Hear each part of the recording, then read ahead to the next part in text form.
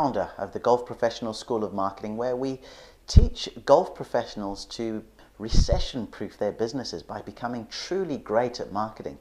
You know, if you can nail this whole marketing ideal and concept and apply it to your day-to-day business, you really will be able to stay afloat during these very, very challenging times for everybody.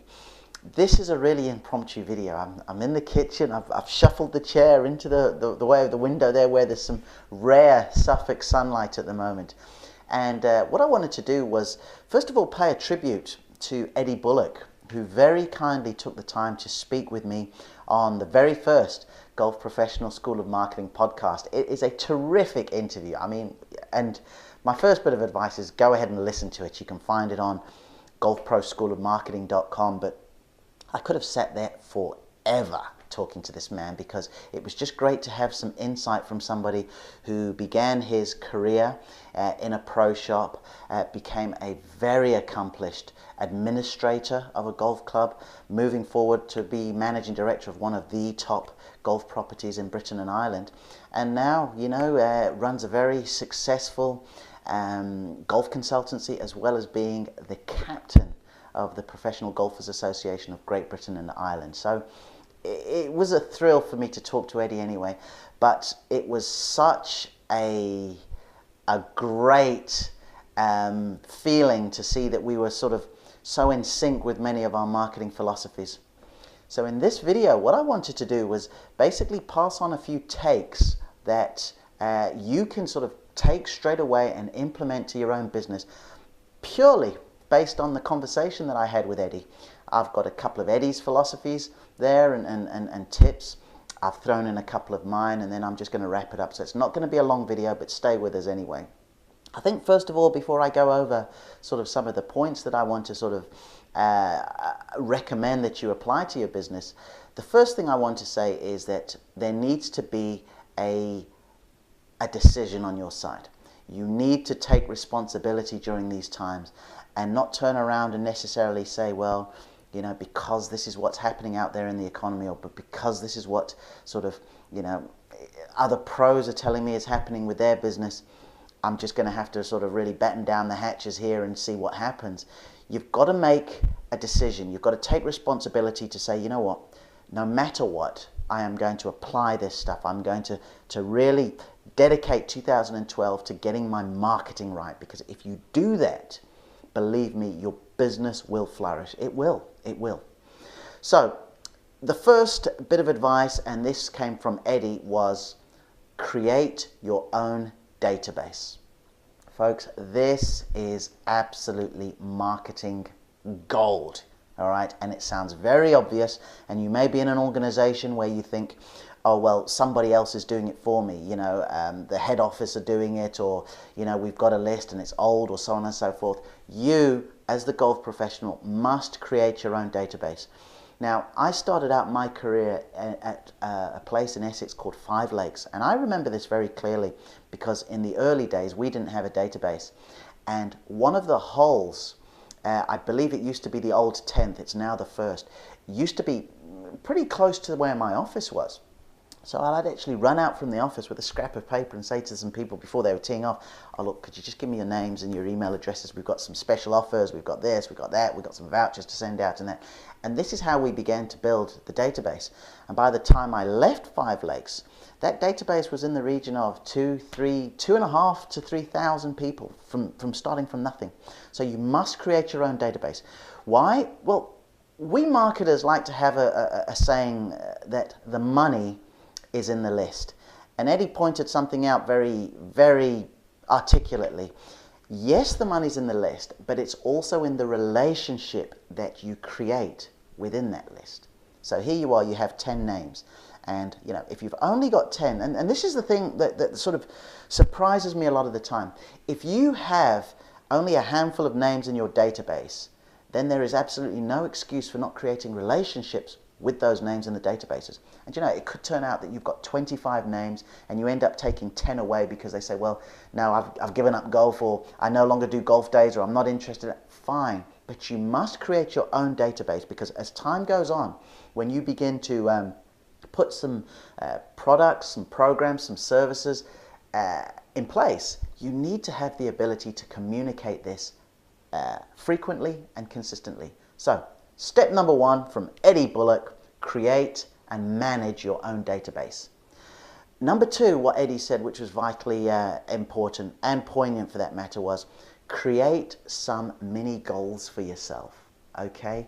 You know, I love to turn this on its head a lot of the time, because as golf professionals, you are used to us, the desperate golfer who's looking for a better golf swing. He's looking to eliminate, in my case, the left-hand side of the golf course. And what do? You sit down and you make goals. If somebody was to come to you and say, oh look, I want to get my handicap from 18 to 12, you'd put a program together for them. And you'd say, okay, well, first of all, let's get you from 18 to 15, and this is how we're going to do it. Then we're going to get you from 15 to 12, and this is how you're going to do it over this period of time. You must do the same for your marketing. You've got to set some goals. You've got to set some internal accountability for what you're doing. Now, there are some great lessons to be learned with the whole direct response marketing philosophy that I certainly buy into and I teach. But there are some even better examples to learn from the retail industry, of which golf professionals also can be that. You know, if you go to the big superstore, supermarket, you'll see that they've put something in place for Valentine's Day that's coming up in just a few weeks. There'll be cards, there'll be chocolates and things like that. Then Easter, you've got the Easter eggs, more cards and all the rest of it. Mother's Day, Father's Day. If you're in the States, Thanksgiving. All right. What you're actually doing is you're setting some targets around some specific goals. So this is what you've got to do as well. Here we are at the moment. This video is being done at the start of the year. What are your goals? What do you want to do by April? Write it down. Articulate it. Speak to me about it via Facebook or on the Golf Professional School of Marketing group in LinkedIn. I'm there. Eddie's there. We've got some fantastic people, and we'll be very happy to sort of share this with you. So first of all, create and manage your own database. Secondly, set some mini marketing goals about what you want to do. Do you want to do something around the Masters? Do you want to do something just prior to the Open? We've got another Ryder Cup taking place this year out there in the States. So do you want to sort of create something around that? Set some goals. Be accountable for it. Now we're going to move over onto my advice and my goals, my 2 tips. And it's going to sound very obvious, but you'll be really surprised how some people do not apply this. Decide and communicate exactly what it is that you're selling. Okay? I'm going to say that again. Decide and communicate exactly what it is you're selling. I had an old geography teacher in school. His name was Adrian Wilkinson. And when we used to give him an answer, he used to say, Mucha, that's like walking into a greengrocer's and going, vegetables. You know, do you want tomatoes? Do you want carrots? Do you want this? Do you want that? You know, begin to narrow down on it. So you're a golf professional, and we know you can teach. What do you teach? You know, is it about putting? Is that what you're passionate about? Is it the full swing? And if it's the full swing, what's your philosophy? Do you like to see a gentle ball move a yard left to right in the air? Or do you subscribe to the theory that the correct golf swing sees the ball moving from right to left? What is it that you are actually selling? Because too often you might have a sign up saying golf lessons such and such, or half-hour lesson, or playing lesson, but can you narrow down on it a little bit more where you can begin to speak to what somebody's looking for?